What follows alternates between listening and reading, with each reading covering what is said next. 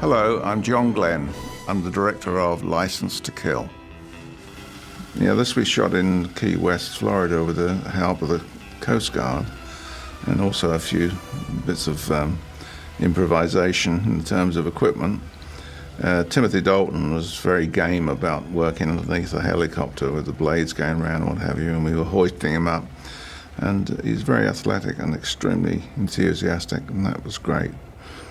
This is a helicopter belonging, a brand new helicopter with a British pilot, strangely enough. And they gave me a lift home from location one day and frightened the life out of me, which is exactly what they intended to do.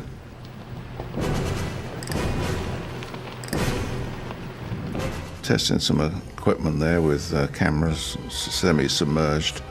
We usually use a plastic bag over an Aeroflex. It seems to work pretty well.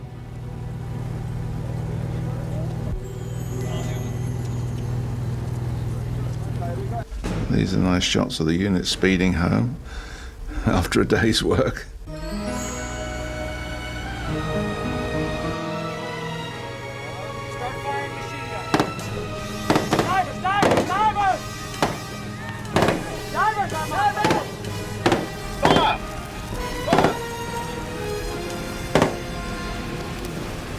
And here we see Timothy Dalton doing barefoot skiing, water skiing.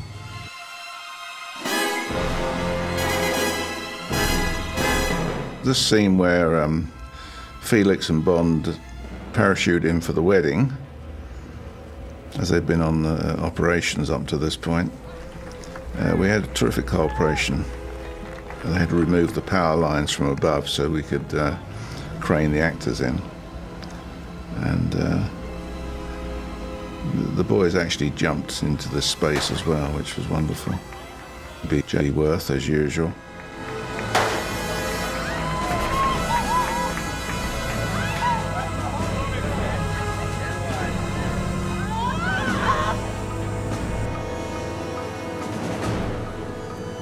This is interesting. This is Remy Julian's team.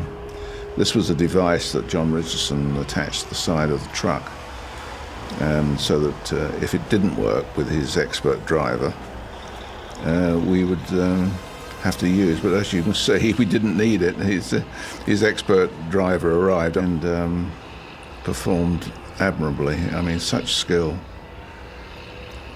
Unbelievable. And how that didn't fall over, I don't know. And then we went one further and we put the tank on the back of it as well, and he managed to do it with the tank on the back as well. So in all events, we were able to do it freely without using any devices. The skill of some of these French drivers is amazing. I mean, it's one thing doing those sort of wheelies with a car, but to do it with a 10-ton truck is something quite new. I think that's probably the whole secret in the Bond films. They have to be original, and we have some really original stuff in this. This explosion at Rumoroso, it's above Mexico City, and there's quite a history to this place, rather spooky actually.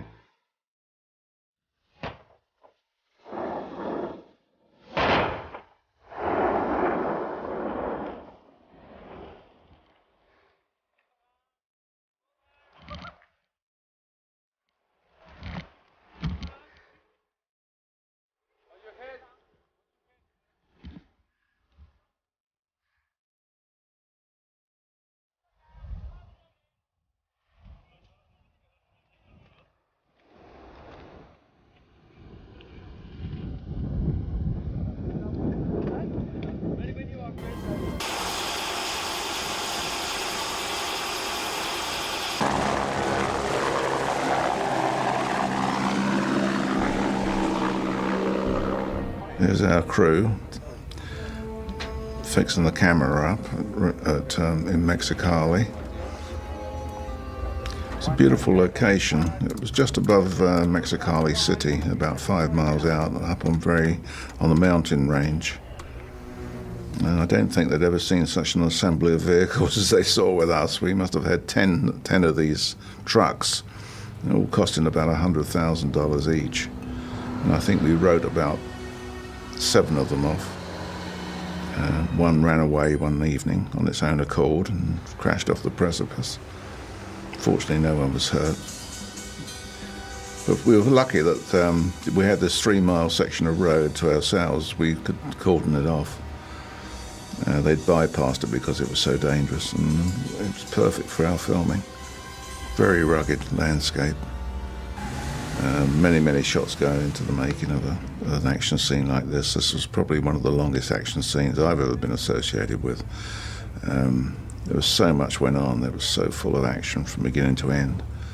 Barbara Broccoli was the producer on this. It was her first real effort of producing on her own, and she did an admirable job because it was like a major film. It was like shooting a separate film altogether.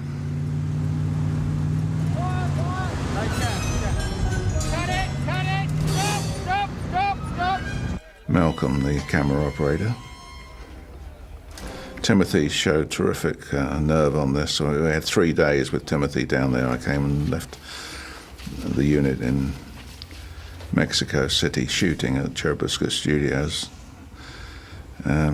What trust I have. And I came down and directed Timothy and Carrie Lowell and Robert Darby in this sequence. And it was 3 days well spent. These vehicles, quite unforgiving if they get out of control.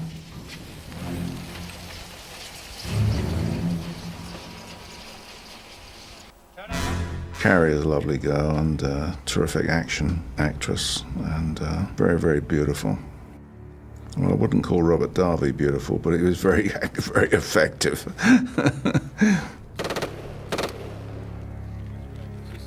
That's the beauty of having a piece of road that you own, if you like, for the time of the shooting. And Terry Madden in the foreground there was the first assistant director on the 2nd unit. And George there, stills man. He was generally the stills man on the 2nd unit. I used all the crew from the 2nd unit doing my stuff with the main actors. And very good they were too. When we exploded the truck, we gave Timothy what we considered to be a safe point to start running when we started the explosion going. And Timothy started running, and when he looked up, all the camera boys were running as well. It was so hot, and most of us lost the hair off our legs. We were wearing shorts. Not a very good idea. And this building is beautiful. It's a house belonging to Baron Portanova on the Acapulco Bay.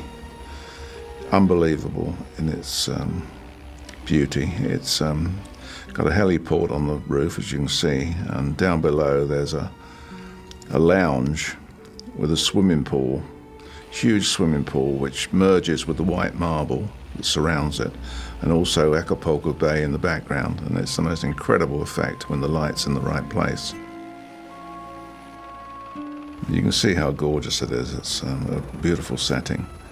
And the Baron was a friend of Cubby Broccoli's and extended every facility to him. On this occasion, we used Raymond Bravo, who was a Mexican underwater cameraman, and his crew. And the underwater scenes were done in Cancun.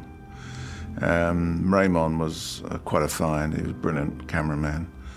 He had a house in Cancun, so he was very familiar with that territory. And when we did the scene where Felix Leiter was savaged by the shark, he even used a one-legged diver and put a false leg on him and had the shark cut his leg off, which we had to remove for the censor, needless to say. Hi guys, it's Debbie, and here's today's Daily Fact. James Bond is an all-round action hero. But did you know that his character was the inspiration behind Indiana Jones? George Lucas, the creator of the franchise, was so inspired by the British spy that he created his own Daredevil, portrayed by Harrison Ford. Remember to click below to subscribe, tap the notification bell, or on the side for more great content.